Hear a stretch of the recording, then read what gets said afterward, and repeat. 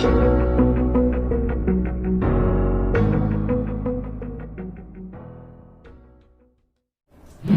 वालेकुम प्यारे बच्चों, जैसा कि हमने पिछले लेक्चर में वर्क डन का फॉर्मूला ड्राइव किया था। अगर एग्जाम में ये क्वेश्चन आ जाए कि वर्क डन कितना होगा अगर पिस्टन और सिलेंडर के मैकेनिज्म को वैक्यूम में रखा गया है, यानी कि अगर वैक्यूम में पिस्टन और सिलेंडर का मैकेनिज्म है और पिस्टन क्या हो रहा है, एक्सपांड हो रहा है। कंसिडर कीजिए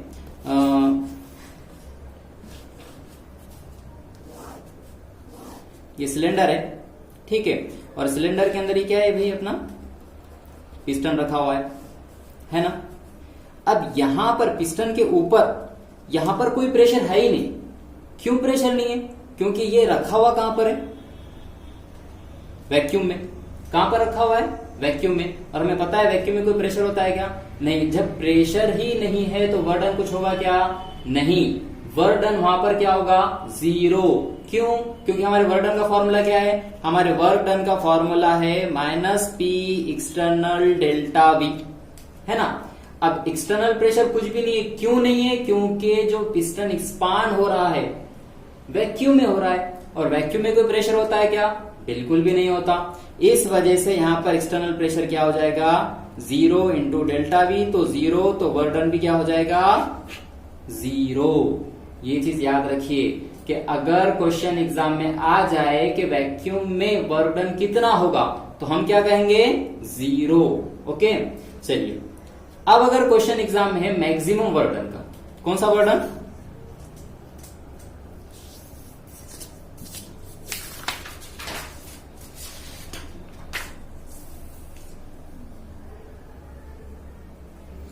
मैक्सिमम वर्क डन। अब क्वेश्चन एग्जाम में अगर आ जाए मैक्सिमम वर्क डन कब होगा, कब होगा, तो अब आप जरा सोचिए कि अगर एक दो आदमी है, लड़ रहे हैं, अगर इसकी ताकत बहुत ज्यादा है, इसकी ताकत बहुत ज्यादा कम है, तो वर्क मैक्सिमम हो सकता है क्या? बिल्कुल भी नहीं। ये ताकतवर इंसान क्या करेगा? इसको उठाकर यूं फेंक देगा, तो वर्क डन मैक्सिमम हुआ क्या? नहीं। लेकिन वही अगर लड़ने वाला शख्स और उसके मुकाबिल का शख्स दोनों की ताकत बराबर है तो वर्क डन कैसा होगा? मैक्सिमम, यानी कि ज्यादा काम होगा। दोनों के अंदर जो वर्क होगा कैसा होगा? ज्यादा होगा। समझ में आ रही ना बात? तो मैक्सिमम वर्क डन कब होता है? जब एक्सटर्नल प्रेशर और इंटरनल प्रेशर दोनों में डिफरेंस बहुत ही कम, बहुत ही क्या हो? कम हो, तभी मैक्सिमम वर्क डन होता है। समझ में आ रही है ना बात? तो चलिए मैक्सिमम वर्क डन का फॉर्मूला ड्राइव करते हैं। तो क्वेश्चन एग्जाम इस तरीके से आएगा, drive expression for maximum work done. या फिर क्वेश्चन ऐसे भी एग्जाम में आ सकता कि drive expression for reversible isothermal work, यानी कि रिवर्सिबल और आइसोथर्मल वर्क के लिए आपको एक्सप्रेशन क्या करना है? ड्राइव करना है। अब सोचने वाली बात है बच्चों कि वर्क डन मैक्सिमम तभी होगा जब एक्सटर्नल प्रेशर और गैस के इंटरनल प्रेशर में डिफरेंस कैसा? बहुत ज्यादा कम हो। अब डिफरेंस बहुत ज्यादा कम है तो इसका मतलब क्या है कि वो प्रोसेस रिवर्सिबल है। वो प्रोसेस क्या है? रिवर्सिबल है। देखिए मैं डायग्राम के जरिए से आपको समझाने की कोशिश करता हूं, ठीक है। कंसिडर कीजिए ये हमारा सिलेंडर है, ओके। सिलेंडर के अंदर यहां पर क्या है भाई? पिस्टन है। और कंसिडर ये कीजिए कि मैंने इसके ऊपर छोटे छोटे वेट्स रखे हैं, एकदम स्मॉल स्मॉल वेट रखे। देखिए वेट कैसे है भाई? बहुत ज्यादा छोटे छोटे। और यहां पर गैस है, और गैस क्या होने वाली है? एक्सपांड। अब कंसिडर कीजिए गैस एक्सपांड होती है। गैस क्या होती है? एक्सपांड होती है। गैस एक्सपांड होती है और ये पिस्टन ऊपर जाने की कोशिश करता है, लेकिन ये वेट्स की वजह से ऊपर नहीं जा सकता। तो मैंने क्या किया? ये छोटे से वेट को यहां से निकाल लिया, यानी कि छोटे से वेट को यहां से मैंने बाहर निकाल लिया। तो पिस्टन कैसा होगा, थोड़ा सा ऊपर जाएगा। थोड़ा सा ऊपर जाएगा इसका मतलब क्या है, इसका मतलब ये है कि अंदर के प्रेशर और बाहर के प्रेशर में ज्यादा डिफरेंस है क्या, नहीं। यानी कि मैं इसको कभी भी रिवर्स कर सकता हूं।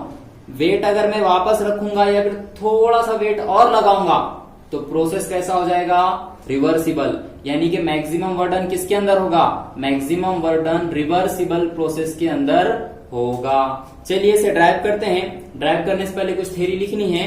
थ्योरी ये लिख लीजिए आप। थ्योरी इस तरीके से लिखेंगे हम, consider a gas enclosed in a cylinder. यानी कि कंसिडर कीजिए ये जो गैस है किसके अंदर पैक की हुई है, सिलेंडर के अंदर पैक की हुई है।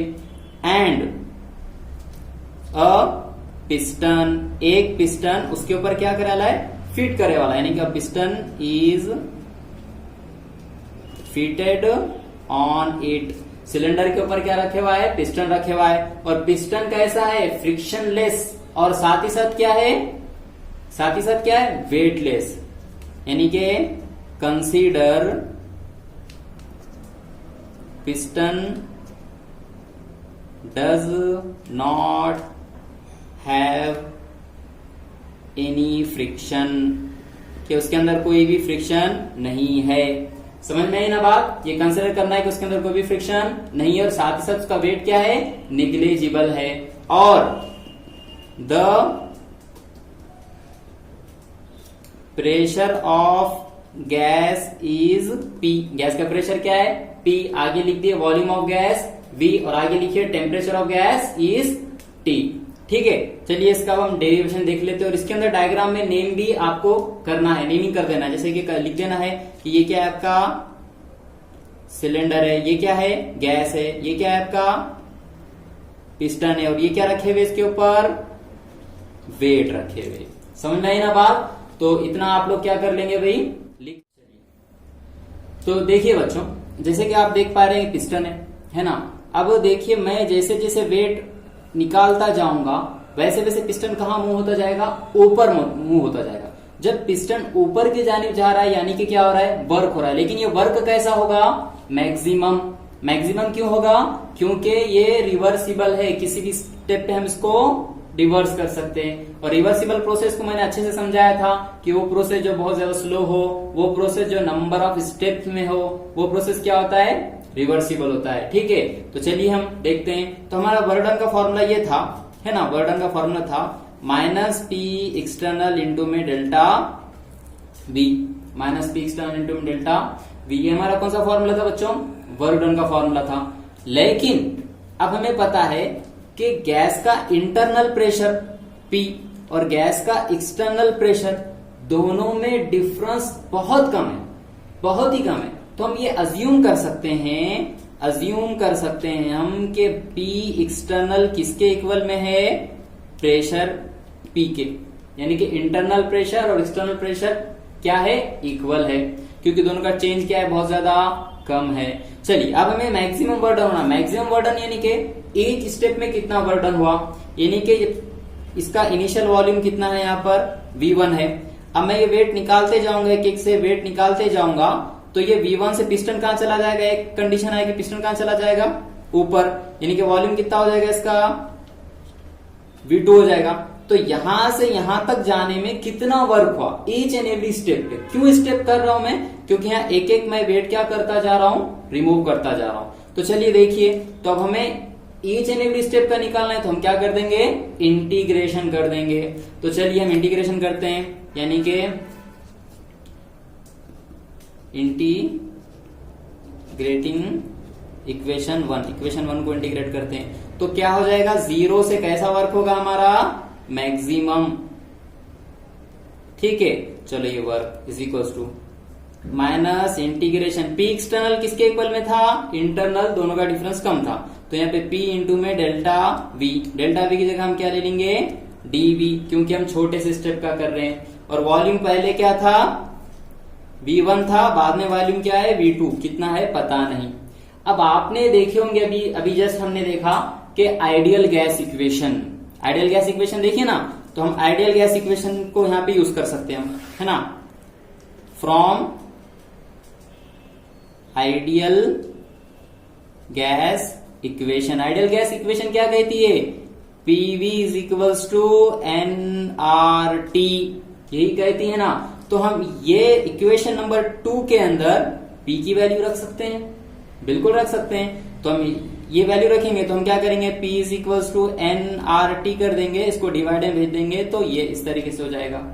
अब ये P की वैल्यू किसके अंदर रखेंगे हम? इक्वेशन नंबर 2 में, यानी कि पुट वैल्यू ऑफ प्रेशर यानी कि P इन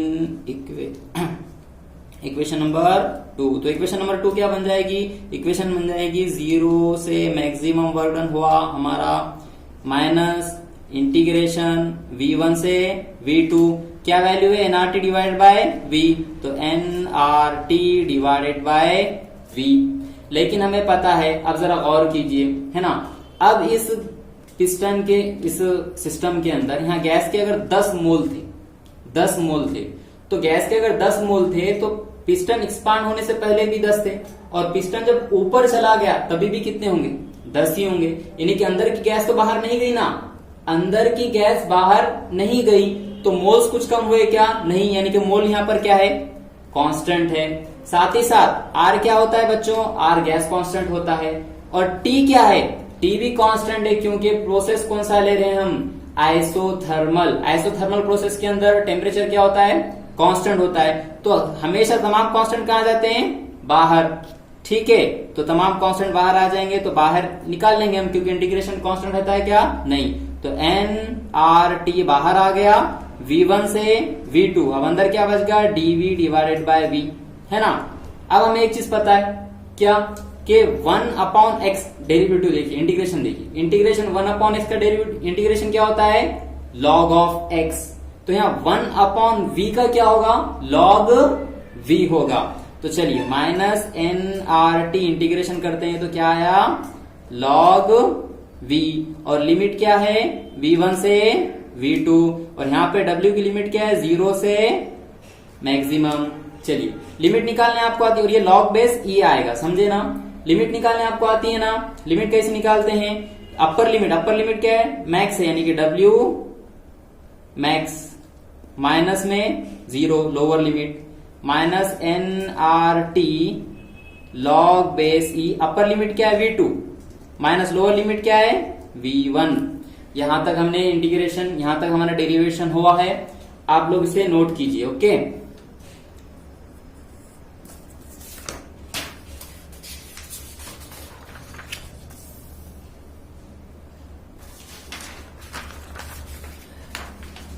चलिए हमारी लास्ट इक्वेशन ये थी कि W max is equals to minus nRT log base e V2 minus V1। जो बच्चे मैथमेटिक्स के वो समझते हैं कि V2 माइनस V1 अगर log की प्रॉपर्टी लेते हैं तो उसको V2 बाय V1 भी हम लिख सकते हैं। तो मैं लिख दूंगा minus nRT log base e V2 by V1, समझ रहे ना। और आपको पता है अगर log बेस e को log बेस 10 में कन्वर्ट करना है तो माइनस 2.303 ऐड करते हैं। अब कुछ बच्चे यहाँ क्वेश्चन करेंगे, पहले करता हूं फिर कर क्वेश्चन करो। माइनस log बेस e को log बेस 10 में कन्वर्ट कर रहे तो क्या लगा शुरू में? 2.303 nRT log base 10 V2 by V1। अब कुछ बच्चे क्वेश्चन ये करेंगे, सर log बेस e को log बेस 10 में कन्वर्ट क्यों किए? इस वजह से कन्वर्ट किए क्योंकि log बेस 10 का log निकालना आसान है लॉगरिथमिक टेबल का यूज करके। ठीक है, चलिए ये हमारी वर्क डन का फॉर्मूला हो गया। This is our last equation. समझ में आई बात? लेकिन कभी कभी क्या करता है बच्चों के वॉल्यूम देता ही नहीं है, प्रेशर देता है और बोलता है कि मैक्सिमम वर्क डन का फॉर्मूला रखिए, या फिर मैक्सिमम वर्क डन निकालिए। अगर प्रेशर दे दिया तो उस वक्त क्या करेंगे? तो हम उस वक्त बॉयल्स लॉ यूज करेंगे। आपको पता होगा 11th में आप लोग पढ़े होंगे बॉयल्स लॉ। बॉयल्स लॉ क्या कहता है कि अगर किसी चीज का टेम्परेचर कांस्टेंट है तो उसका प्रेशर इनवर्सली प्रोपोर्शनल होगा किसके? वॉल्यूम के।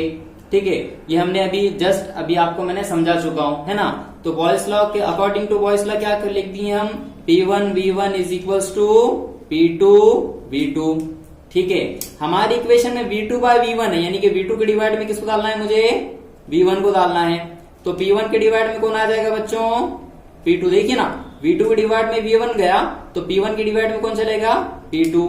तो इस इक्वेशन को किस में रखेंगे हम, इक्वेशन नंबर 5 में रख देंगे, है ना। इक्वेशन नंबर 5 है, 4 है,